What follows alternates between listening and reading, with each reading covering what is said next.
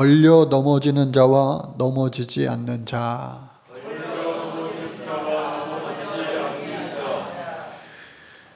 나이 많은 자식도 부모의 눈에는 어린애 같다라는 우리 속담이 있습니다. 언젠가 제가 TV에서 보니까 100세 넘은 할머니가요, 80 넘은 아들을 대하는데 정말 어린아이 자식 대하듯 하더라고요. 또 어떤 책에서 보니까 어린아이로 태어나서 어린아이로 간다, 그런 말도 있어요. 그러니까 어린아이는 미성숙했다는 거예요. 근데 어느 순간 우리가 모든 것이 정점에 달하고 또 하나님 나라에 갈 때가 되면 미숙해진다는 거예요. 정신도 조금 깜빡깜빡하고요. 또 어린아이처럼 이도 한두 개밖에 안 남고 그것처럼 된다고 하는 거예요.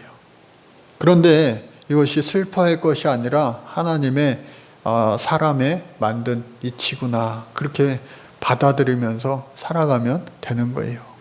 근데 그 모습을 보면서 야, 정말 그럴만하다, 그럴 것 같다 하는 생각이 들더라고요.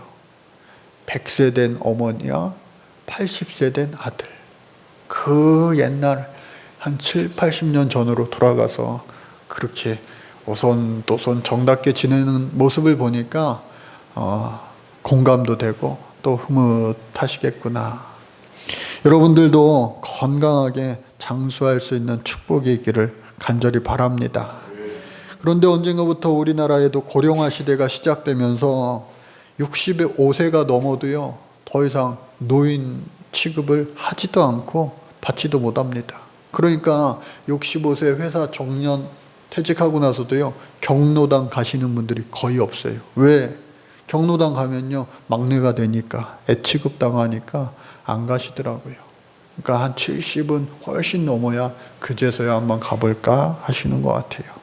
근데 여러분, 그렇다면 나이가 아무리 많이 먹어도 그 부모에게는 자식 같다라고 한다면 우리 사람은요, 하나님 보실 때에 얼마나 더 그럴까를 생각해 봤어요. 하나님 보실 때에 우리가 지금 20대, 30대, 40대, 50대, 60대, 70대, 80대, 90대, 100세가 넘어도 하나님 보실 때는 물가에 내놓은 어린아이를 바라보는 부모의 심정 같겠다 하는 생각을 해보았어요. 실제로 성경에 보면은 노아라고 하는 사람이 있습니다. 우리가 잘 아는 노아죠. 그 노아는요, 성경에서 그를 설명하기를 뭐라고 설명하느냐? 그는 의인이요, 그는 완전한 자라, 그는 항상 하나님과 동행하였다. 그를 그렇게 설명하고 있어요. 그의 나이 600세 될 때에 드디어 하나님의 명하신 그 방주를 다 완성하고 났을 때에 홍수가 났습니다. 40일 주야에 비가 그치지 않고 계속 내리는 거예요. 여러분, 우리나라에 부산도 물난리가 났고, 또 대전 충청권도 물난리가 났고, 또 며칠 전에는 뭐 강남에도 물이 역류했다고 그러고, 그래서 여기도 우리 사는 곳들도 비가 많이 올까 막 단도리를 하고 또 염려도 되고 하였지만, 여러분들 40일 주야에 비가 안 멈췄으니 당시에 어떻게 해요? 모든 천하가 다 물에 잠긴 거예요. 근데 하나님이 노아를 사랑해 주셔서 노아가 잘하니까 하나님 앞에 그와 그의 가족을 다 살려주셨어요. 감사하고 기뻐서 물이 말라 이제 다시 방주에서 내렸을 때에 하나님 앞에 제사 드렸어요. 예배했어요. 그런데 그리고 나서 정말로 그렇게 훌륭해 보이던 노아가 실수하게 됩니다. 포도주를요 잔뜩 먹고 취하여서 자신의 세 아들에게 벗은 몸을 보이게 되는 거예요. 그러니까 그 일로 말미암아 자녀를 또 혼내기도 하고 저주하기에 이르게 된 거예요. 이처럼 그와 같이 훌륭하고 대단한 흠없을 것 같은 이 노아도요, 잠시 잠깐 방심하니까 오늘 말씀의 제목처럼 넘어지지 않는 자가 되어야 되는데 어떻게 해요? 넘어지는 자가 되고 만 거예요. 다윗도 마찬가지입니다. 여러분, 그가 왕이 되기까지 얼마나 수많은 고비고비를 넘겼는지 알 수가 없어요.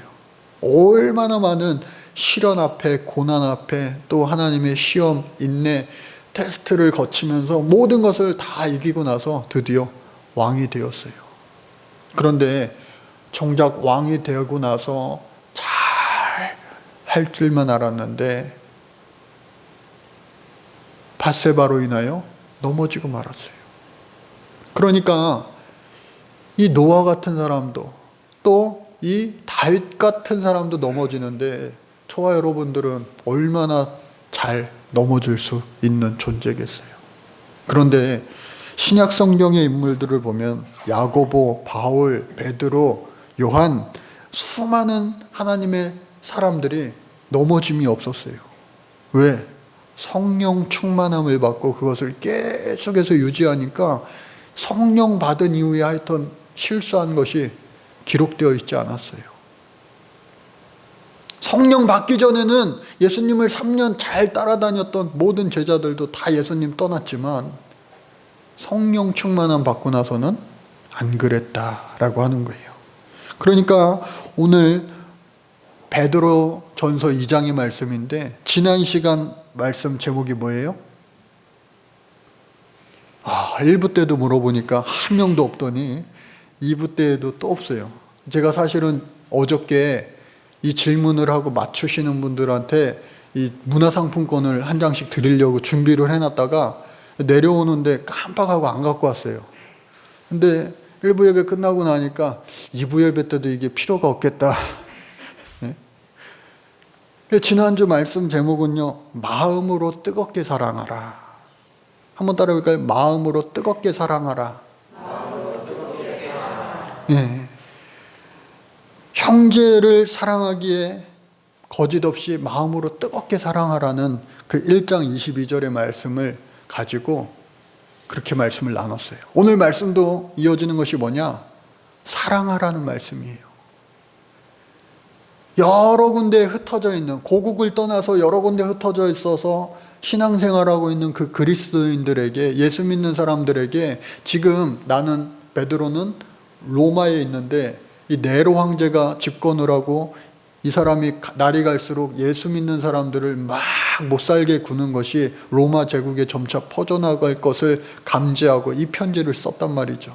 그러니까 앞으로 당할 고난을 잘 믿음으로, 신앙으로 이김과 동시에 예수 믿는 사람들끼리 어떻게 해요? 똘똘 뭉쳐서 서로 사랑하고 격려하고 위로하고 그렇게 살아야 된다.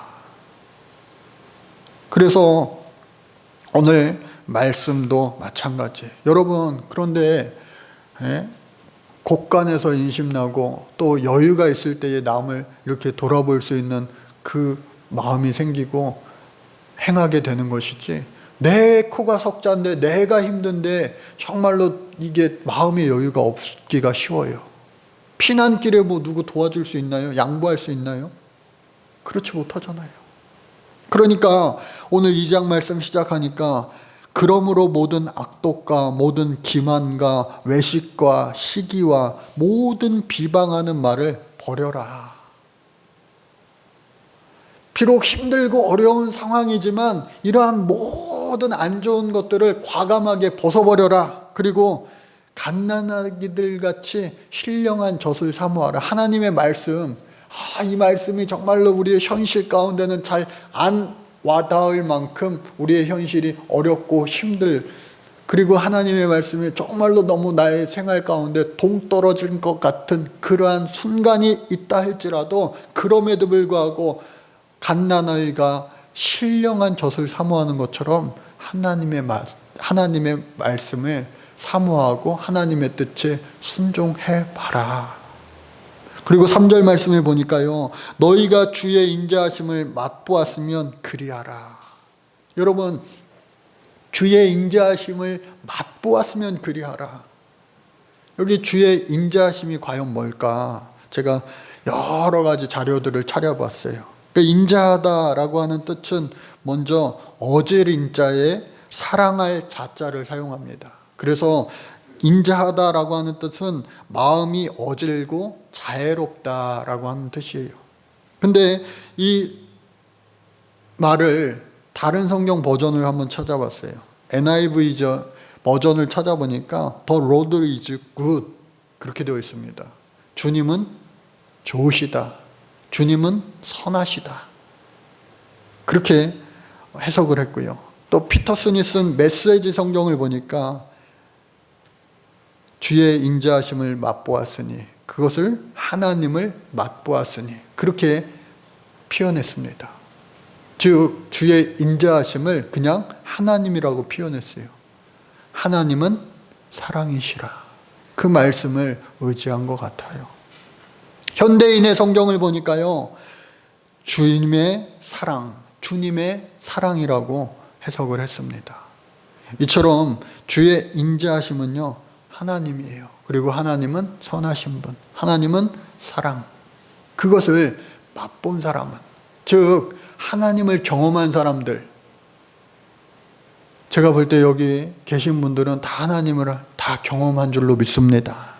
하나님을 경험했기 때문에 이 아침에 우리가 주님 전에 나와 예배하는 거 아니겠어요? 그 하나님을 경험한 거, 하나님의 인자하심을, 하나님을 맛본 자들은 오늘 성경에서 진짜 그리스도인이 되도록 하라. 그러니까 여러분, 하나님의 은혜를요, 맛본 사람이 하나님의 은혜를 더 사모하는 거예요. 성령의 충만함을 경험한 사람이 성령의 충만함을 더 사모하게 돼 있어요. 왜요? 고기도요, 먹어봤어야지 또 먹고 싶어지죠. 먹어보지 못한 사람은 저 맛이 뭘까 궁금하기도 하겠지만 그거 뭐 생각이 안 나요. 하나님을 경험한 자들, 하나님을 더욱더 크게 경험할 수 있는 저와 여러분들 되어주시기를 간절히 바랍니다. 그래서 오늘 말씀을 보니까 예수님이 누구신가? 예수님은요, 사람들에게 버려진, 건축자들의 버려진 그 벽돌, 모퉁이돌, 그러나 그것이 어떻게 해요? 머릿돌이 되었다라고 하는 거예요. 버린 돌이었는데 모퉁이의 머릿돌이 되었다. 없어서는 안 될 돌이 되었다. 산돌이라고 표현하였는데, 예수님이 이 땅에 오셔가지고요, 사람들한테 버림당했어요. 죄 없으신 이가 십자가 지셨어요. 죽음을 기꺼이 당하셨어요. 그런 예수님을 우리는 믿는 자들이에요. 그리고 너희들도 나와 같이 너희의 십자가를 지라. 예수님 말씀하셨어요. 여러분, 당시 초대교회는요, 예수 믿는 사람들을 스스로가 나는 그리스도인이야 라고 말한 게 아니에요. 당시 예수 믿는 사람들을 가리켜서 예수 믿지 않는 사람들이, 아, 저 사람들은 그리스도인이야, 그리스도를 따르는 사람들, 그리스도를 믿는 사람들, 그리스도를 닮으려고 하는 사람들, 그 예수 믿는 사람들을 가리켜서 그리스도인이라고 말했습니다. 오늘날에도 우리 예수 믿는 사람들을 조금 안 좋게 얘기할 때 뭐라고 얘기해요? 아유, 예수쟁이들, 예수쟁이들. 심지어 요즘에는 듣기도 싫고 말하기도 싫은데 기독교인들을 가리켜서 뭐라고 그래요? 컴퓨터상에서, 인터넷상에서. 그러니까 우리가 정말로 이 예수 믿는 사람들이 오늘날 막 비하당하고 정말로 업신여김을 당하는 것처럼 2000년 전에도 예수 믿는 사람들이요, 이 그리스도인이라고 하는 말 자체가 오늘날에는 그래도 우리가 좋은 의미로 받아들이지만 당시에는요, 안 좋은 의미였다니까요. 저 예수 믿는 사람들, 이상한 사람들. 예? 심지어 성만찬을 할 때 떡과 포도주를 막 나눠 먹으면서 이것은 예수님의 살과 피다 얘기하니까 식인종들, 그런 오해까지 샀단 말이에요. 그래서 그럼에도 불구하고 우리가 오늘날 예수 믿는 사람들로서 정말로 하나님 앞에 칭찬받고 정말로 세상 사람들에게조차도 예수 믿는 사람들 뭔가 다르네 라고 하는 그러한 인식을, 그러한 생각을 받기 위해서도 우리가 진짜 그리스도인이 되어야 된다. 우리가요 예수님을 잘 믿으면요 남들이 예수 믿는 사람들에게 뭐라 할 말이 없어요. 예수 믿는 사람은 뭔가 다르네, 예수 믿는 사람은 뭔가 틀리네, 대단하네, 그러한 소리를 듣는 것이 더 당연한 겁니다. 그래서 존 웨슬리, 감리교를 창시한, 감리교 운동을 시작한 존 웨슬리 목사님은요 당시에 이 예수 믿는 사람들이 많이 있었어요. 하나님을 믿고 예수 믿는 사람들이 많이 있었는데 가만 보니까 이 예수 믿는 사람들이 진짜 예수님 믿는 사람인가 싶을 정도로 의문이 들기 시작하는 거예요. 아니 우리가 볼 때도 마찬가지잖아요. 예? 여러분들이 서로가 서로를 생각할 때 저 사람은 믿음이 있어. 또 어떤 분들에게는 저 사람은 믿음이 없는 것 같아. 믿음이 정말로 조그만 것 같아. 서로가 서로를 이렇게 때로는 이렇게 판단할 때도 있지만 여러분 그 판단을 서로 하지 말라는 거예요. 오늘 성경은요 그러한 판단은 오직 누구에게만 있다? 하나님에게만 있다라고 하는 거예요. 여러분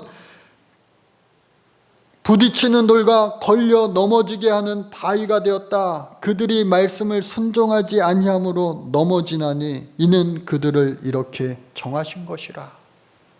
여러분 하나님 앞에 버림받은 백성들, 버림받은 사람들도 있다 없다? 있다는 거예요. 그래서 이것을 칼빈은 예정론을 들어서 태어날 때부터 이 택함받은 백성과 그리고 버림받은 백성으로 나뉘어질 수 있다, 그렇게까지 얘기했어요. 그러나 존 웨슬리 목사님은 아니다, 그거는 너무 심한 거 아니냐, 하나님은 사랑이신데. 그래서 이방인들도 또 다른 종교를 믿는 사람들도 다 하나님을 사랑하신다, 그것을 가리켜서 프레이 그레이스, 선제적인 은총이라고 이야기합니다. 그런데 그 사람들 가운데서도 예수 믿고 회개하고 거듭난 사람들, 이것을 칭의의 은총이라고 그래요. 하나님으로부터 의롭다 여김을 받은 사람들은 이제는 다시 태어난 거예요. 즉 무슨 말이냐, 우리가 태어날 때 하나님의 형상을 따라 지음받았습니다. 그러나 죄로 인하여서 하나님의 형상을 잃어버렸어요. 그러니까 죄인이 된 거예요. 그런데 예수님을 믿음으로 말미암아 그 보혈의 피로 우리의 모든 죄를 씻어주시는 거예요. 그래서 우리는 어떻게 해요? 다시 하나님의 형상을, 그 거룩한 하나님의 형상을 회복하였다. 그래서 reborn, born again, 무슨 말이에요? 다시 태어났다라고 하는 거예요. 거듭났다라고 하는 거예요. 그런데 중요한 것은 뭐냐? 이 거듭난 이후에 우리는 더 잘해야 된다. 한번 따라해 볼까요? 거듭난 이후에 더 잘해야 합니다. 웨슬리는요, 이 칭의와 거듭남 이후에 성화와 완전을 향해 가야 된다, 그렇게 말하고 있어요. 성화와 완전. 우리가 우리 이름 앞에 성 해가지고 붙이진 않잖아요. 물론 성 베드로 성당 해가지고 성을 붙이기도 하고요. 또 어거스틴 이름 앞에 성 어거스틴, 그렇게 세인트라고 하는 것을 붙이기도 해요. 대단한 사람들. 그러나 우리는 어떻게 해요? 개신교에서는 성이라고 하는 것을 붙이진 않아요. 왜? 인간이 자신의 노력으로 거룩해지는 것이 아니라 우리는 부족하지만 우리는 연약하지만 언제든지 오늘도 쓰러질 수 있지만 넘어질 수 있지만 우리를 넘어지지 않게 지탱해 주시는, 혹시 넘어졌더라도 다시 일으켜 세워주시는 성령님의 도우심 때문이다. 그래서 저와 여러분들은요, 성령을 의지해야 되는 줄로 믿습니다. 웨슬리는요, 설교할 때에 청중들이 듣기 싫은 그러한 설교를 자주 했어요. 막 은혜 받는 설교도 물론 잘했지만 때로는 아까 우리 권사님 기도한 것처럼 심령과 골수를 막 쪼개며 건드는 그런 설교를 했다니까요. 여러분, 하프 크리스찬, 반 그리스도인 여기 있습니다. 거듭나긴 했는데, 믿음으로 구원받긴 했는데, 이건 정말 진짜 그리스도인은 아니야. 하프 크리스찬, 또 almost 크리스찬, 거의 그리스도인 되긴 했는데 리얼 크리스찬, altogether 크리스찬은 아니야. 진짜 그리스도인은 아니야. 그러니까 우리나라 말로 번역하면 뭐예요? 썬데이 크리스찬, 또 나이롱 신자, 그런 말 쓰잖아요. 여러분, 우리가 거듭나서 천국 가는 거는 맞을 수 있지만 그 이후에 우리는 어떻게 해요? 성화와 완전을 위해 우리도 노력해야 된다. 그런데 이 웨슬리도 알아요. 자기도요, 거듭난 이후에 계속해서 넘어지는 경험을 했어요. 그렇기 때문에 성령을 훗날 체험하게 되는데, 성령 체험하고 나서는 딴 생각이 안 드는 거예요. 할렐루야.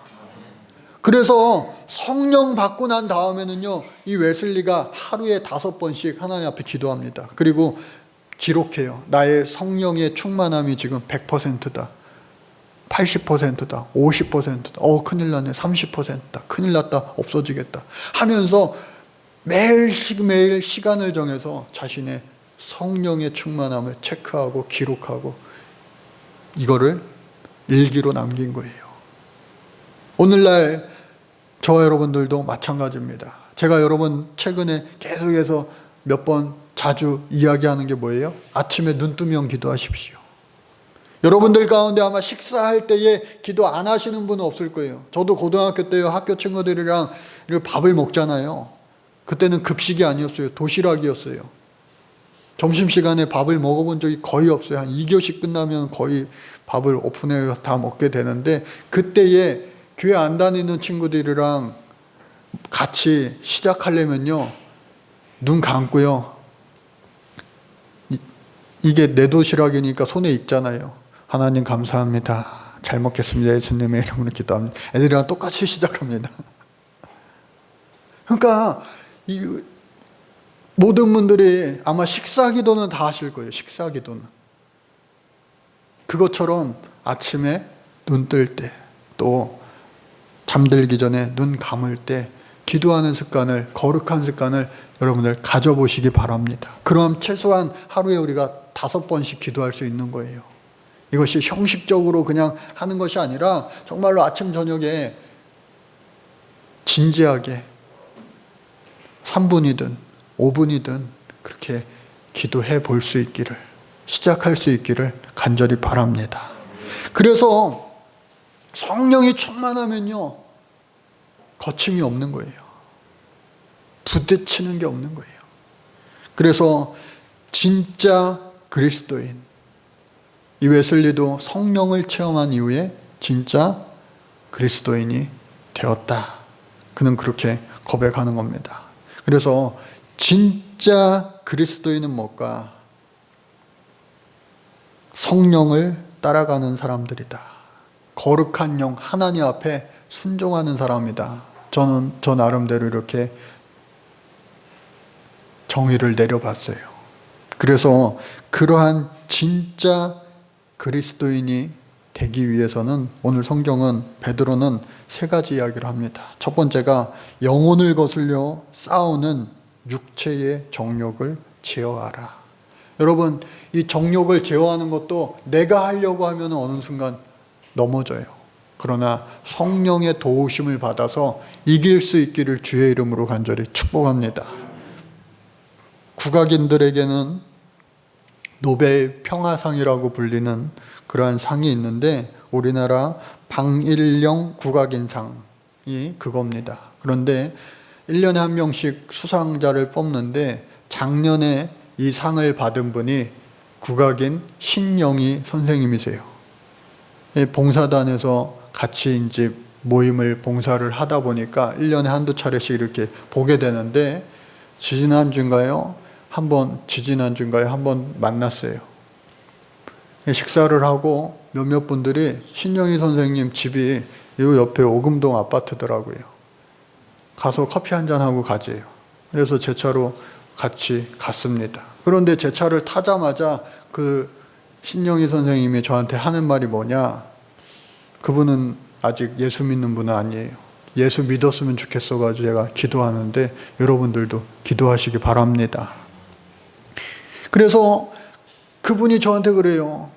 목사님도 운전할 때 막 화나며 욕하고 그러세요.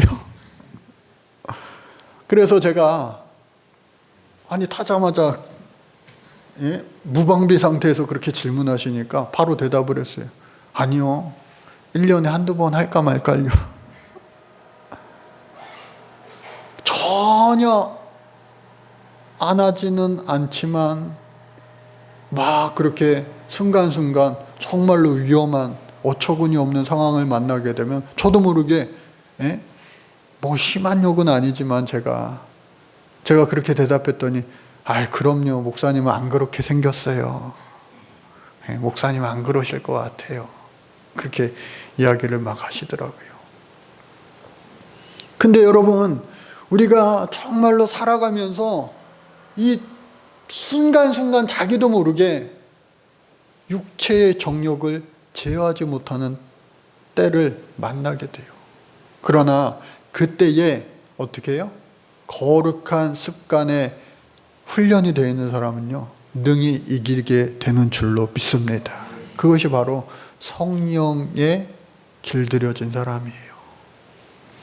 두 번째는 뭐냐?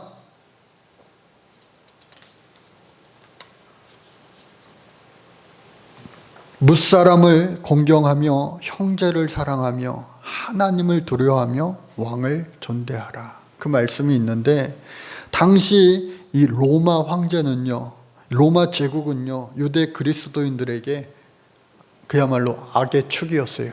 악한 존재였어요.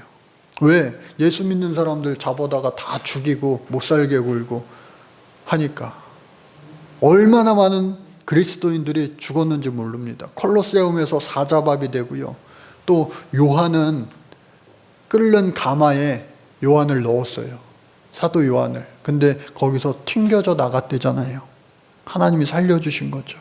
그래서 그를 반모섬으로 보내서 그의 형제 야고보는 첫 번째 순교자가 되었지만 그의 형제 요한은 마지막까지 정말로 요한계시록을 쓰면서 많은 믿는 사람들에게 믿음을, 복음을 전하는 그 일을 끝까지 감당한 사도가 되었다고 하는 거예요.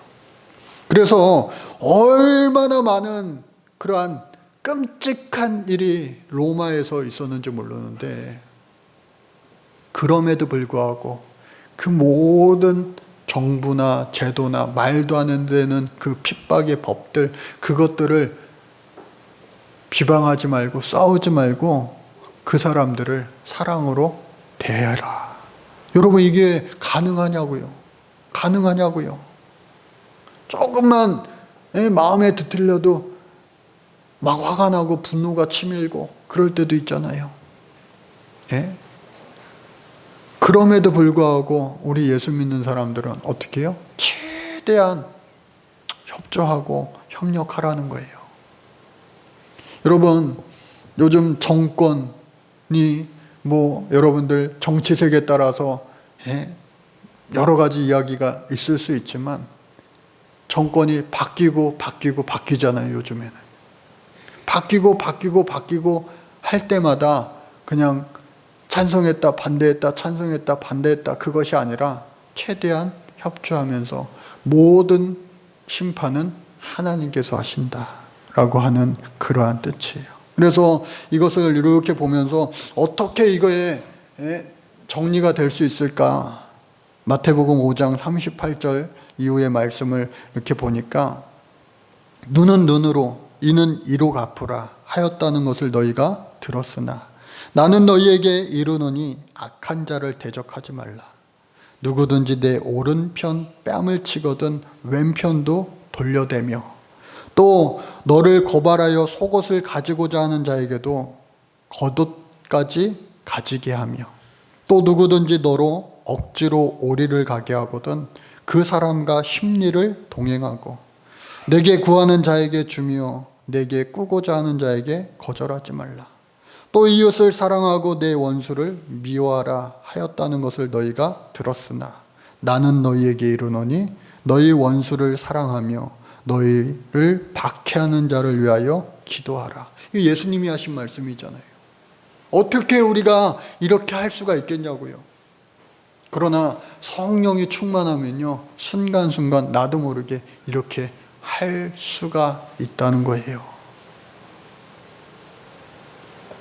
마지막으로 선을 행하고 고난을 받고 참으면 이는 하나님 앞에 아름답다 라고 하는 겁니다.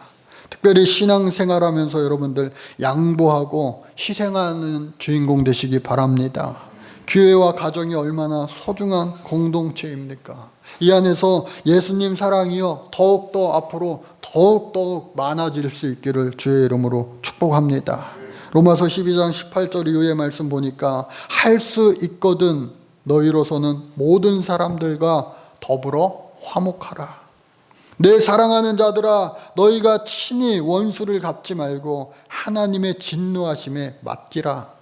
기록되었으되 원수 갚는 것이 내게 있으니 내가 갚으리라고 주께서 말씀하시리라. 내 원수가 줄이거든 먹이고 목마르거든 마시게 하라. 그리함으로 내가 숯불을 그 머리에 쌓아 놓으리라. 악에게 지지 말고 선으로 악을 이기라. 우리가 얼마나 잘하는 말씀입니까? 그러나 우리의 힘으로 우리의 의지대로 이거를 하려고 하면 안 돼요. 한두 번 하기도 힘들어요. 그러나 우리가 성령 충만하면 나도 모르게 어느 순간 이 일을 하고 있다니까요. 마지막으로 갈라디아서 6장 8절 이후의 말씀을 보니까 자기의 육체를 위하여 심는 자는 육체로부터 썩어질 것을 거두고 성령을 위하여 심는 자는 성령으로부터 영생을 거두리라. 우리가 선을 행하되 낙심하지 말지니 포기하지 아니하면 때가 이름에 거두리라. 그러므로 우리는 기회 있는 대로 모든 이에게 착한 일을 하되 좋아하는 사람에게만 착한 사람에게만 아니 모든 이에게 착한 일을 하되 더욱 어떻게 해요? 믿음의 가정들에게 할지니라. 그러니까 서로 믿는 자들에게 또 교회 안에 있는 성도들끼리 더욱더 사랑할 수 있기를 바랍니다. 그래서 그 주님의 사랑이 온 유대야 그리고 사마리와 땅끝까지 이르게 될 수 있는 우리 믿음의 공동체, 신앙의 공동체, 사랑의 공동체가 되어야 할 줄로 믿습니다. 걸려 넘어지지 않도록 성령 충만하여 어떠한 것도 성령과 함께 뛰어 넘어갈 수 있는 축복의 사람들 다 되시기를 바랍니다. 감사합니다. 주님, 저희들 성령님과 함께 하지 아니하면 순간순간 넘어지기 너무나도 쉬운 존재들임을 고백하오니 성령님께서 함께하여 주셔서 저희들 절대로 그 어떠한 것에도 넘어지지 않는 자 되게 도와 주옵소서. 예수님 이름으로 기도드립니다. 아멘. 우리가